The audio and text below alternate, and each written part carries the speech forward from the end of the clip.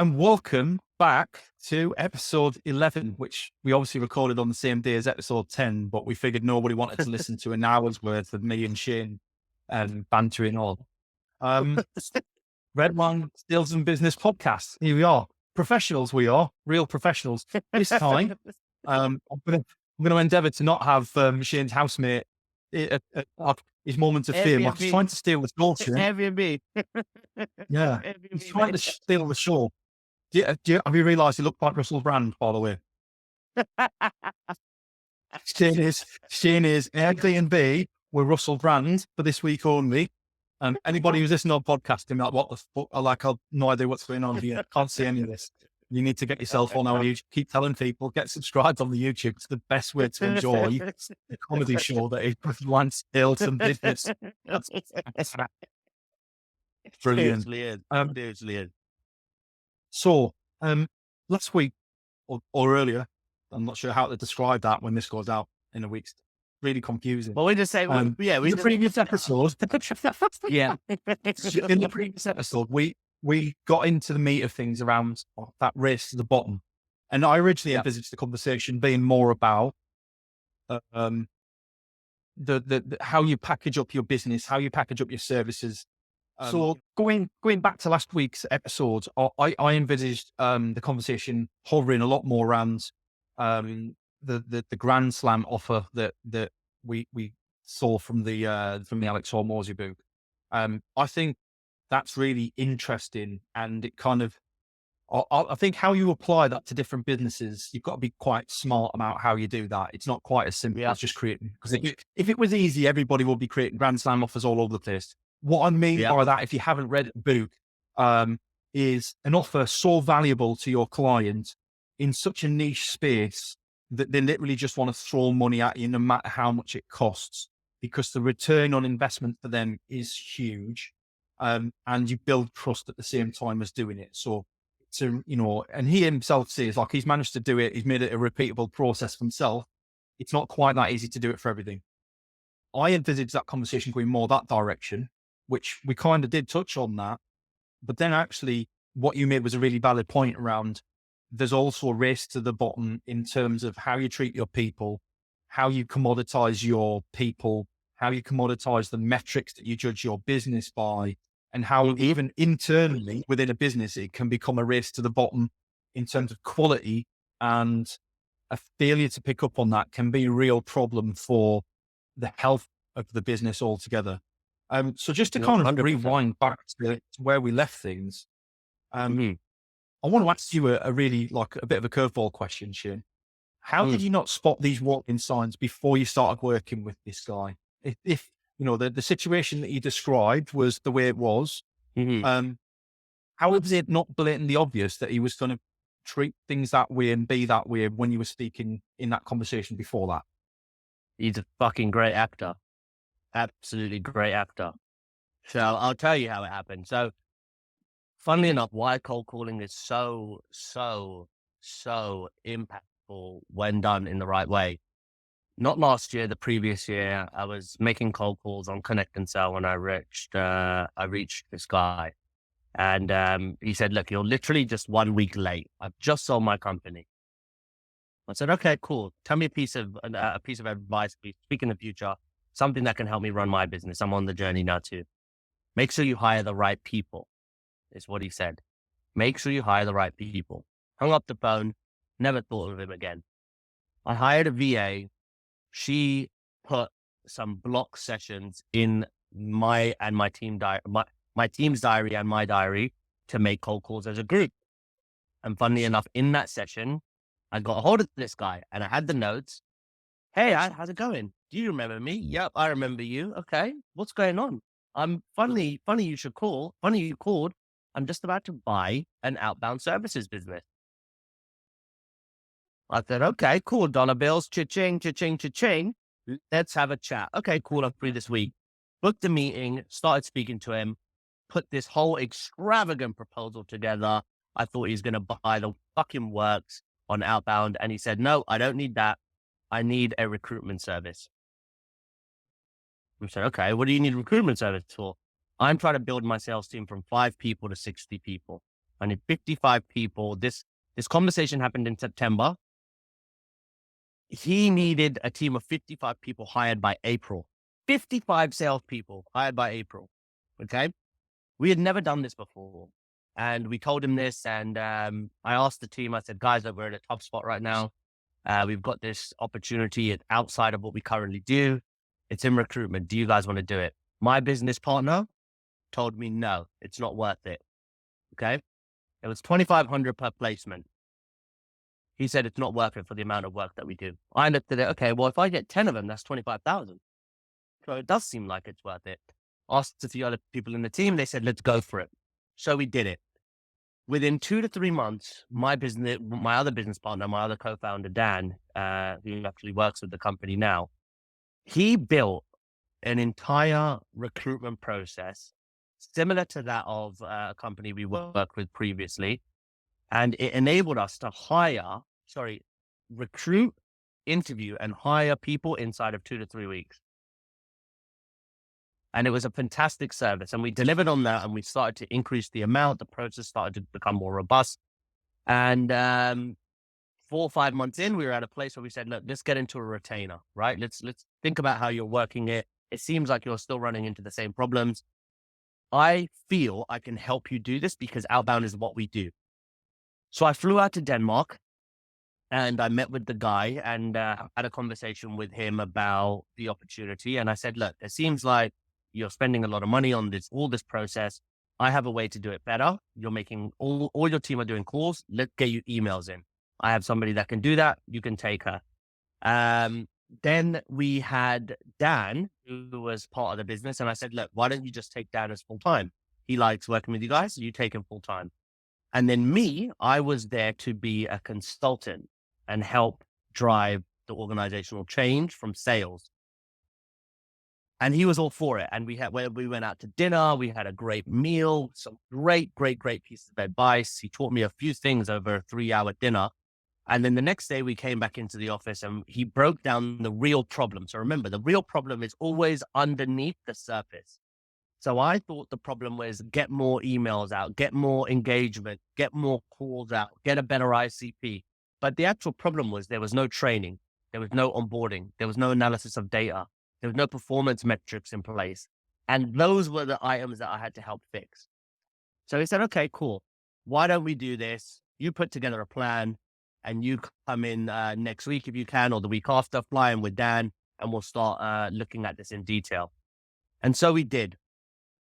I went back home, flew back with Dan the following week, met with him, the start of the workshop. The first thing he threw at me was a curveball. We had an original agreement to come in. I was supposed to be the CEO of the company, or he told me I could be the CEO of the company. I come in, his wife is the CEO. His wife has no experience whatsoever in being a CEO. She was his assistant 15 to 20 years ago, and now she's the CEO of a company. Don't know how that happens. So we finished that. The next day we break off into our workshops, 3-day workshops. And that's where we start discussing what we're going to do together. And on day one, like I said, the guy, he acted or played the game so well. Amazing partner, paid very late always, but he was a great partner, great to speak to, always a positive attitude. But when I went in the office with him and we had our first workshop and I told you about the process of acquiring data and the criteria to build it off, that was my first red signal. That was the first red flag. I was like, well, this guy's fucked right now. He's not all there. His own colleague who has worked with him for 20 years said, Lasse, you need, oh shit, bleep that out. He goes, you need to get out of your own way. You need to listen to what this guy is saying. Right? So then we carried on going. And then again, everything we discussed, as in we agreed to do it, I would do it. And then he'd say it's wrong, or I want it this way. And then these things started to become more apparent each and every day. And so in day 1 and 2 was on the job, on the actual job, on site is when I started to figure out these problems existed. And this guy was a certain way. And then as we started to take a deeper dive into the organization and into the data and looking at everything as a whole and making the suggestions to look deeper into these and make small incremental changes, not change the entire organization, change the things that matter, and those will have a big impact on your top line revenue and the overall performance. And it just was ignored. It fell on deaf ears. So how did I not spot it? I was working on a different initiative for recruiting for his sales team, not realizing that the recruitment problem came from the talent that they were trying to find was not right. They didn't know their ideal employee profile. They didn't know their ideal customer profile. And because of this, the foundation that you sit the house on, for example, you lay what? Cement, you put the blocks in place, then you put the wood, the structure, the architecture in place. That is built on a solid foundation. If you don't have the solid foundation, it's going to sink. And that's what happened. So I came in to recruit, walked into outbound sales, saw a broken process. And by the time I had ingrained myself in it enough, it was too late. I had turned down clients. I had turned down other work. They're gone.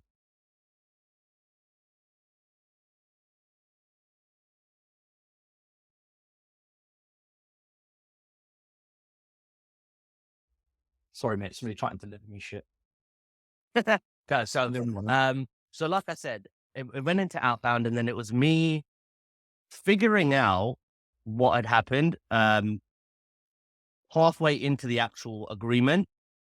And I'm the type of person, I don't want to give up. So again, here's a lesson. I didn't want to give up. I wanted to follow through. I wanted to build the strength. I wanted to build the tough skin and basically get through it. Right. Because at the end of the day, my family's security was on the line. My security was on the line. I thought it'd be a big opportunity. So if I had to manage myself and kind of take a spot check and say, is it me who's the problem? And do I need to adjust, or is it this guy? And then when I spoke to enough people and they said, Shane, you don't seem happy. Like, you seem really, really angry about this situation. I've never seen you like this. And I think you actually heard it a few times too. And when I made the decision, again, the race to the bottom is about making the right decisions, the right people, working with the right people, and managing them effectively and carefully. I found out this guy was poisonous and toxic to my well-being, to my emotional strength, my mental strength, and the ability to tell him, let's do our own thing. You go your way, I'll go mine. That was a huge self-confidence boost, because I was in control of what I needed to do.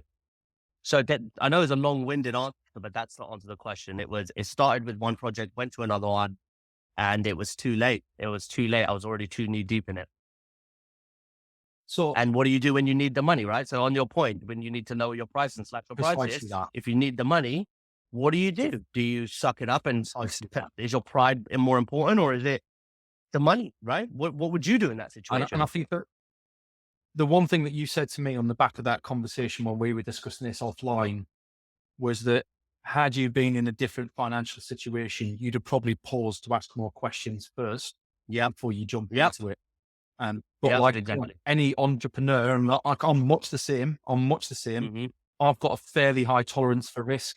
I will trust people until I'm proven otherwise.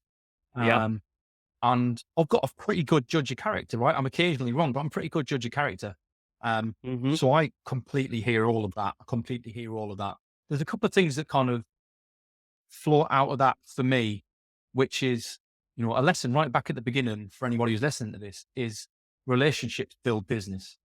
And I was talking with a potential client yesterday who I was talking with, and she said it really stood out for her as something that I'd said, was that I firmly believe in relationship-based networking.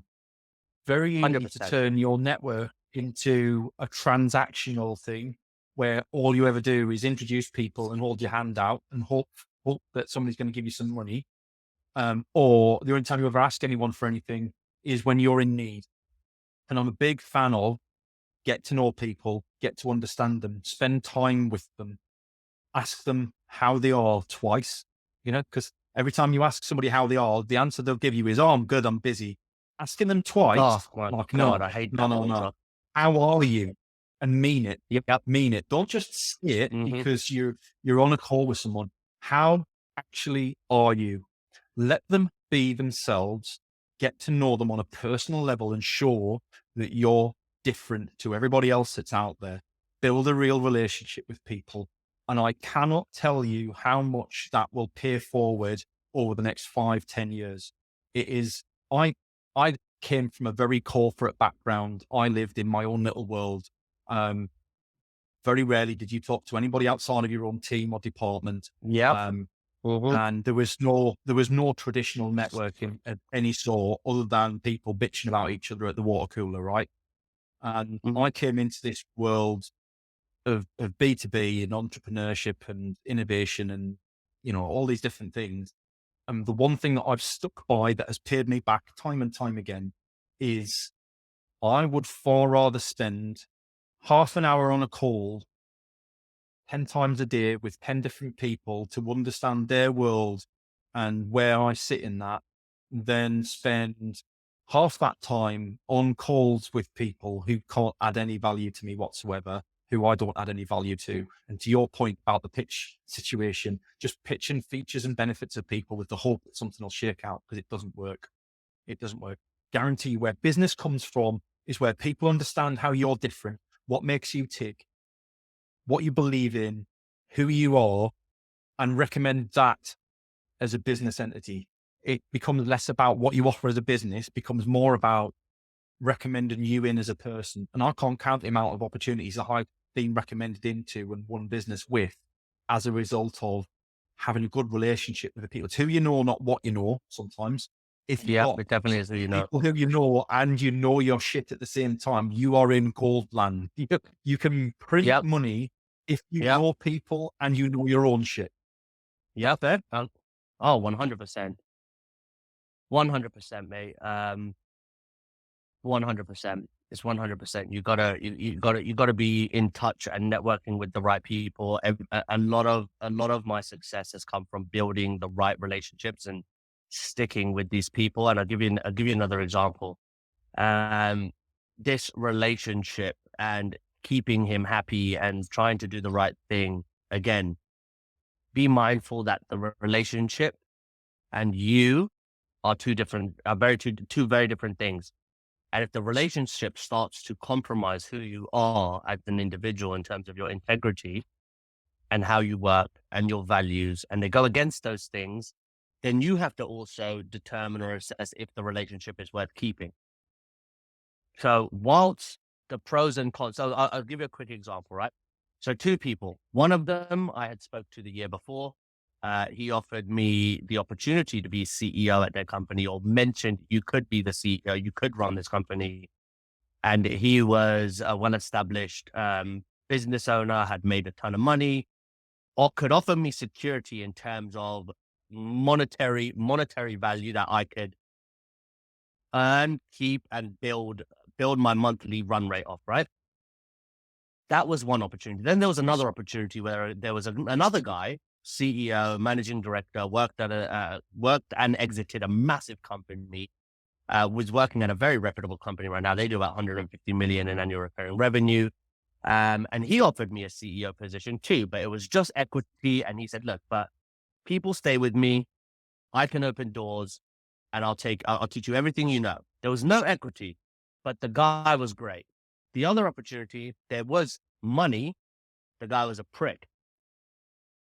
But I chose again to take the money route. And it bit me in the ass. I'm a business owner. I've been a CEO. I've been my own boss for the past 3 years.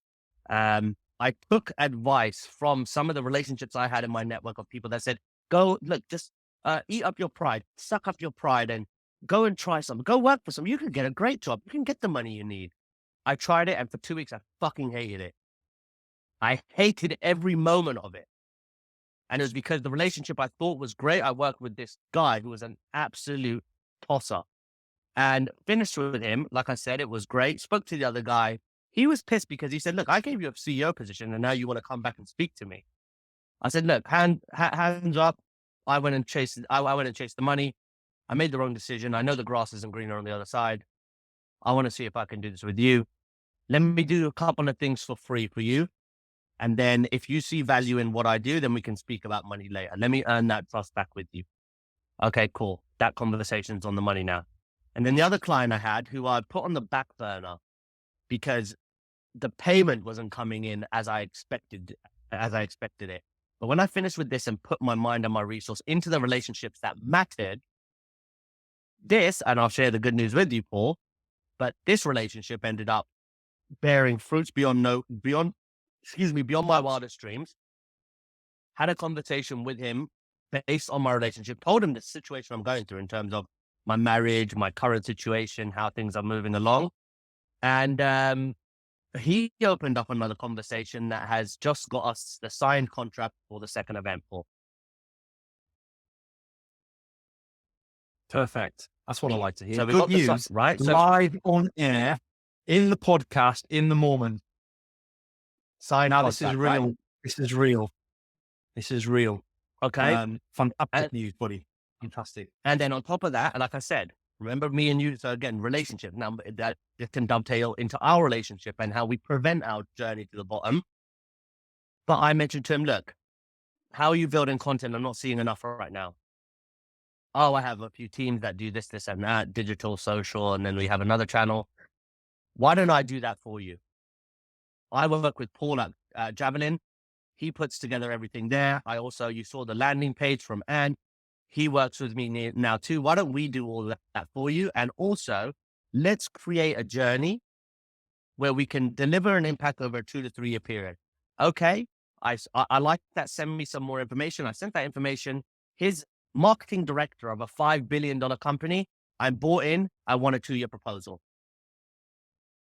7-figure contract, right? Again, focusing on the right relationships. I think people, and like, I'll be interested to hear your thoughts on this. I don't think everybody can do this, what I'm about to talk about.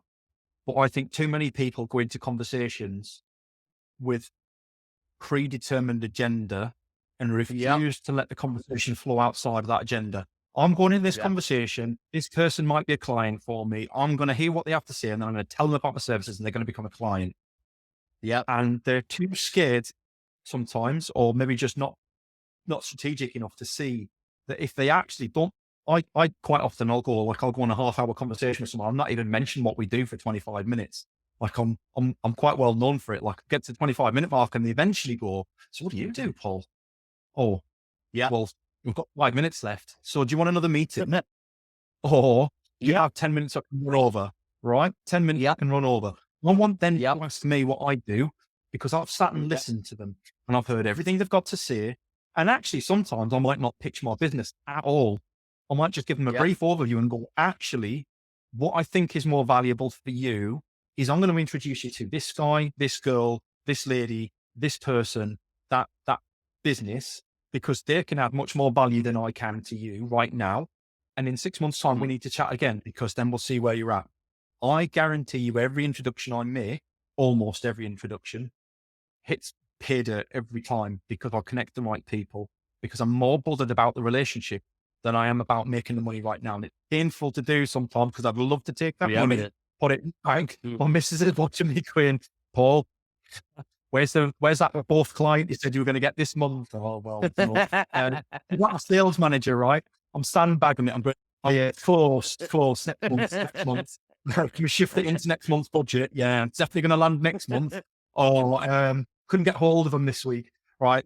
But I know, and it always works out, that doing that adds that much more value to that conversation and allows me to be agile, think outside the box. I don't think everybody can do that. What's your thoughts?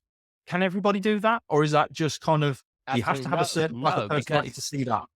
Yeah, you do. You definitely have to. You have to be mature, number one, and professional, because there's a lot of juniors and amateurs. And this is another thing we want to be sharing. Like, the tools we have now and the know-how and the knowledge we have now is far greater than what we had 5-10 years ago. And if some of the other people could pick up on this and use these skills, tactics, suggestions, and recommendations, they would guaranteed 5-10x their fucking, their performance and their results. So, why people don't do that is because they feel, if I can't get the business, why should I give it to somebody else? If I can't get this business, why would I help give this to somebody else? They're going to steal my client. That's how the junior mentality is, right? When you're a grown man or a grown woman and you are in sales, a referral is massive, absolutely massive. It's absolutely massive, and it is far more. It's a major thing in Sandland. And I'll give you another example. So when we were dealing with the problem of needing more revenue at this client's company, how many customers do you have? 300 plus. Okay. Have you ever asked any of them for referrals? No. You have 300 clients, and you are selling a $5,000 product or €5,000 product. If you can't ask your clients for referrals, something is wrong. Either you're bad business, you're not taking care of them, or you are just that thick that you don't know that that's a strategy. And again, oh, that's what I'm looking to pay for. That's the kind of strategy I need. But he still didn't do it. But in terms of getting 25 to 50% of that, what is that? 150 times 5,000 is, that'd be what? 750,000, I think. Yeah. It's a huge number. There's your solution. That would be There's your revenue. sales target. You think your sales target. Yeah.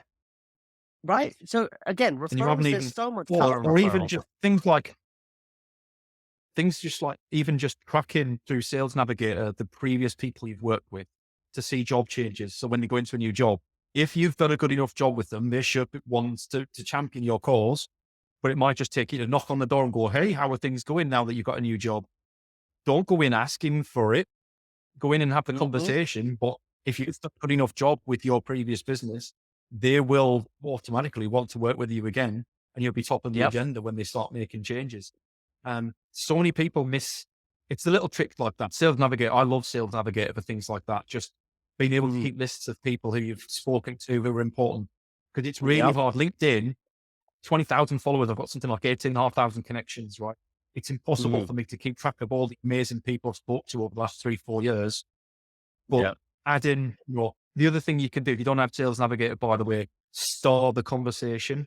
So in your LinkedIn, look, I'm giving away all my tricks of the trade now, Shane.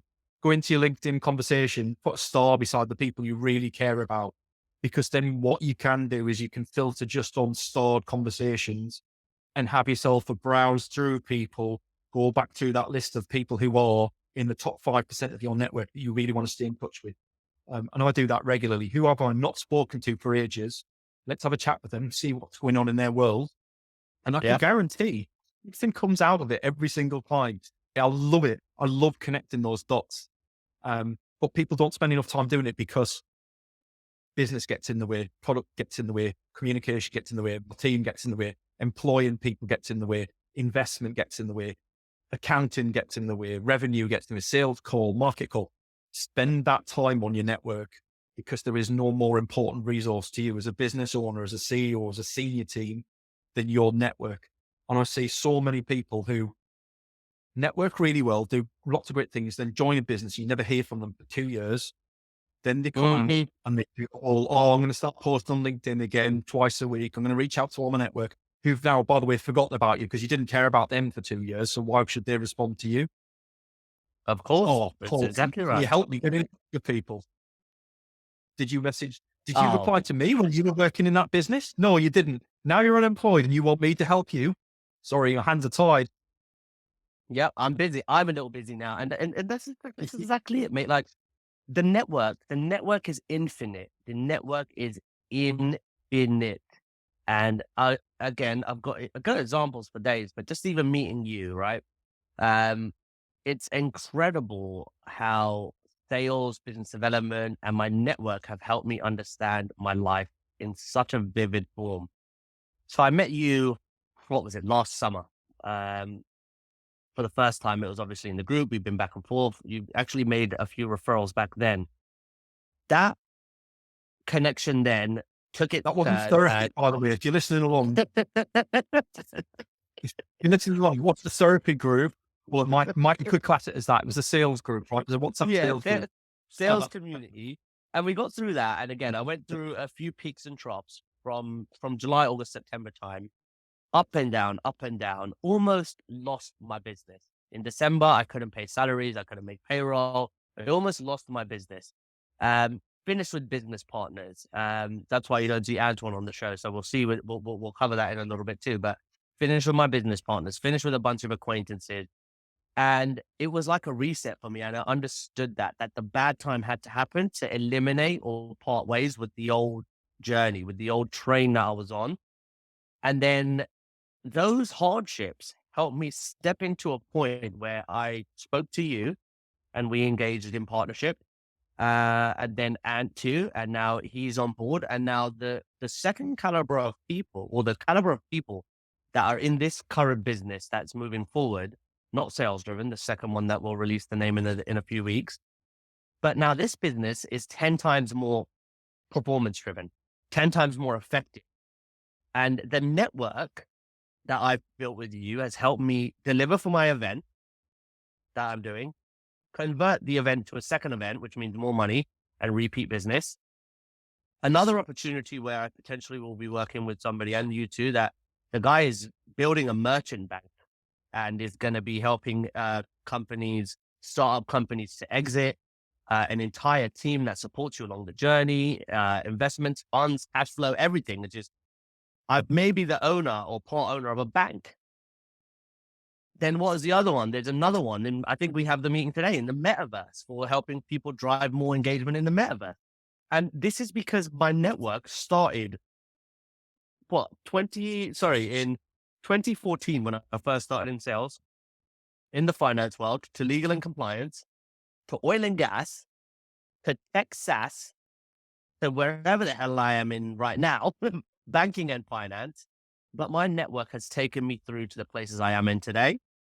And I'm so grateful that the network I have and that I network and work with today myself, it provides infinite value, because story of 0 to 1 million, will crack 1 million in the bank probably this year.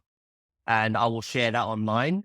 But in terms of how it's panned out and how it's really ended to this point today, my network has helped me create the life of my dreams.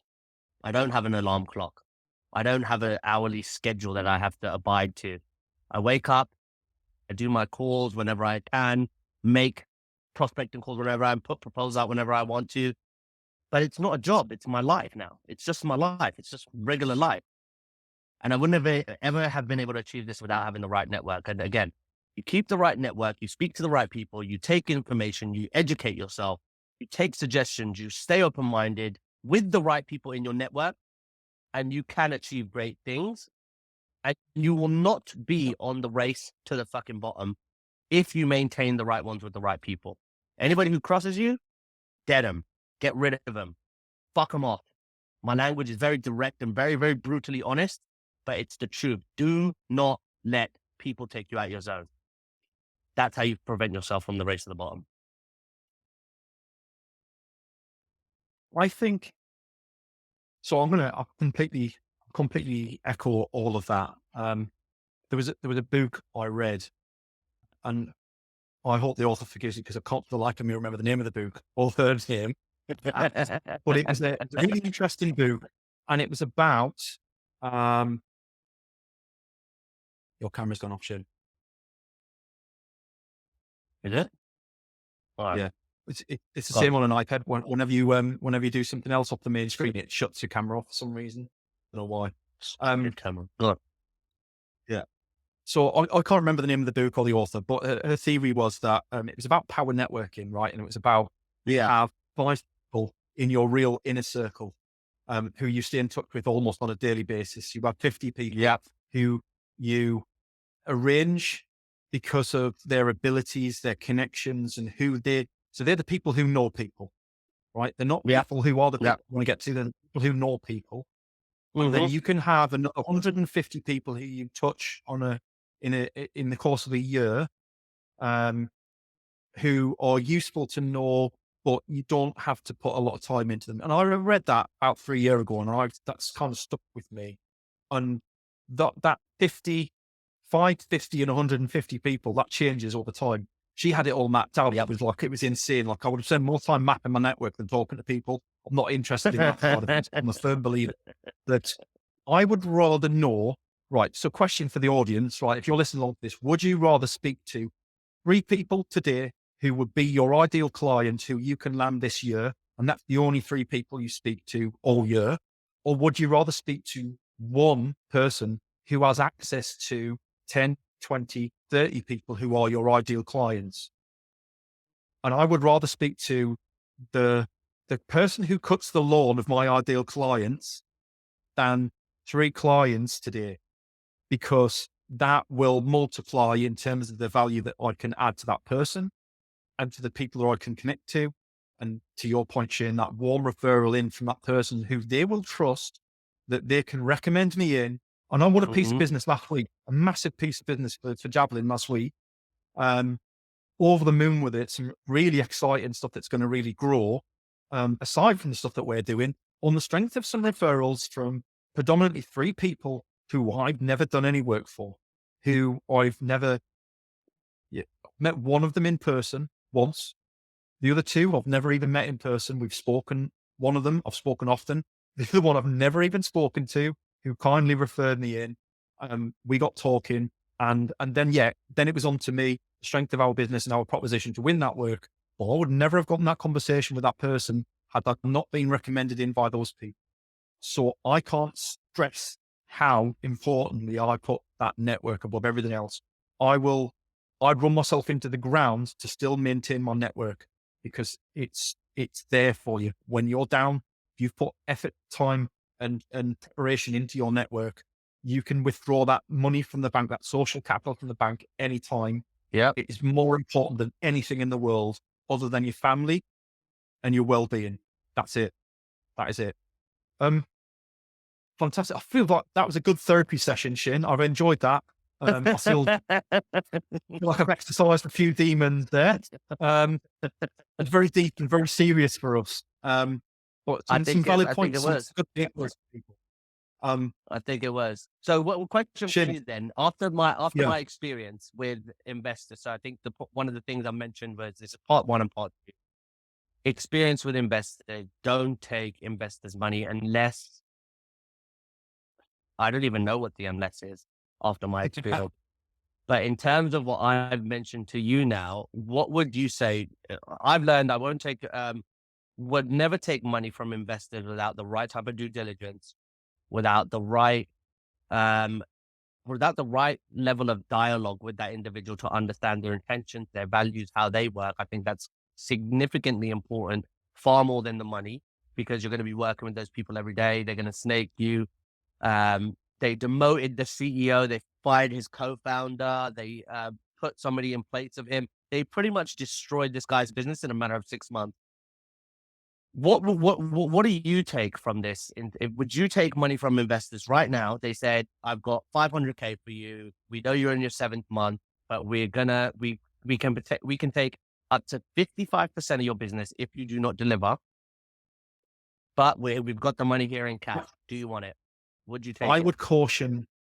So it's easy for me to say no, but to your point, when you said yes to things, like it depends on your financial situation. Sometimes you have to get into bed with the devil, right?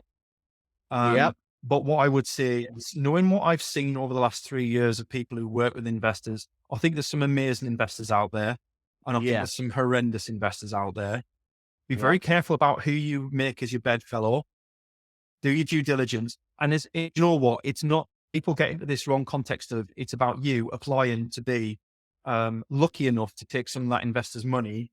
It's a 2-way street.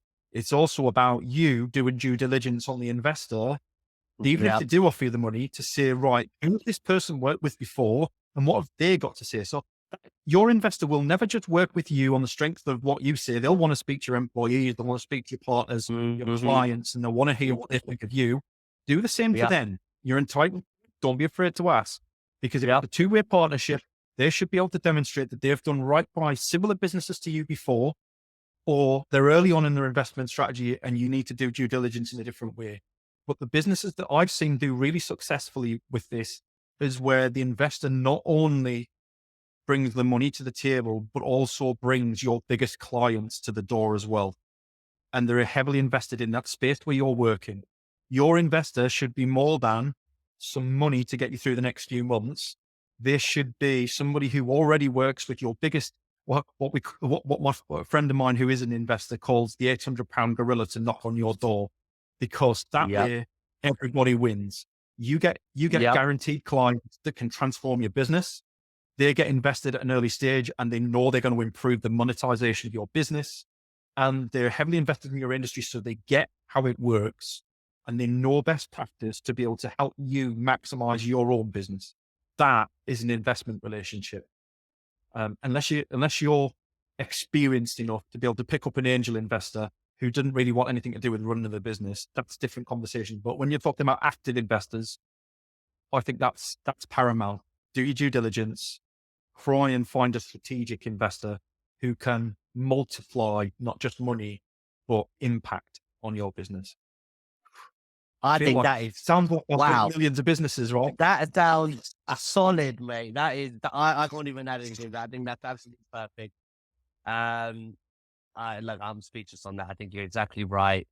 And wanted to add this piece then, just so if anybody is watching, myself and Antoine, we were business partners. He is now running his own business. So congratulations to him. I'm running my own kind of show. The podcast will now stick with myself and Paul. And we will be inviting our guests on the show. So if you are part of his network, do support him in anything that he's doing. If you enjoy this, support both. But next week, or the next episode, I'm inviting a guest, the chief marketing officer of a company called CloudLead.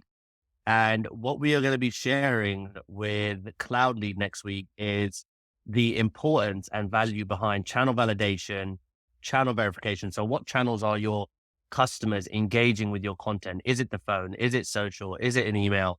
And in what order do you actually engage with them?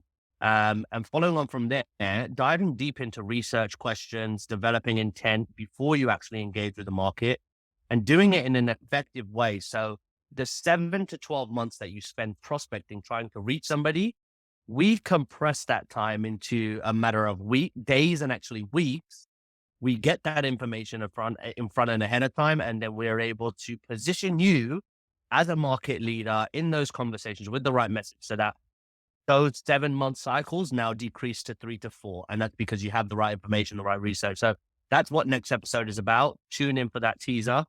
We'll share the person who's actually on it, but it's with CloudLead. And I think it's going to be a great episode. And I hope everybody got value out of today. Amazing. Fantastic. Thanks for coming along, Shane. And now we can get back to enjoying the weather outside without our phones overheating, right? Brilliant. All right, mate. I'll catch you in a bit. You get back to sharing the house with Russell Brand, and I'll get back to editing the video, right? Amazing.